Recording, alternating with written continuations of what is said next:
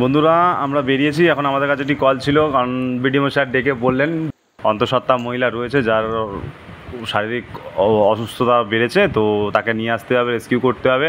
তো আমরা একদম ফিটিং আমাদের হয়েই গেছে। আমরা বোট নিয়েছিলাম, খানিক দূর রাস্তা গিয়ে তারপর আমাদেরকে ট্রাক্টরে করে যেতে হয়েছে, কারণ পিচ রাস্তার উপরটা পুরোটাই জল, রাস্তার ধারে বাড়ি ছিল। তো সেই কারণবশত আমরা ট্রাক্টর নিয়েই গিয়েছিলাম। এই দেখুন বন্ধুরা, কানুপাট, হিমঘর, সমস্ত মানে আলুর এটা স্টোর, তো সমস্ত জায়গাতেই জলে জল, কারণ এটা পুরো রাস্তা, মেন রোড।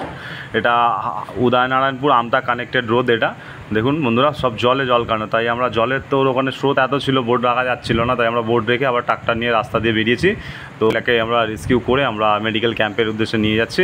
তোমরা এরপর অন্তঃসত্ত্বা মহিলাকে হসপিটালে অ্যাডমিট করা হবে। ট্রাক্টরের উপর দিয়ে রেস্কিউ চলছে পুরোপুরিভাবেই, আমরা রয়েছি ওখানে বোটের ওই ট্রাক্টরের উপরে। হাওড়া জেলা ডিজাস্টার ম্যানেজমেন্ট অ্যান্ড সিভিল ডিফেন্সের টিম রয়েছে মানুষের সাথে, মানুষের পাশে সর্বদাই রয়েছে। ভয় পাবেন না, ঘাবড়াবেন না, আতঙ্কে নয়, সতর্কে থাকুন, সাবধানতা অবলম্বন করুন, নিজেদের খেয়াল রাখুন।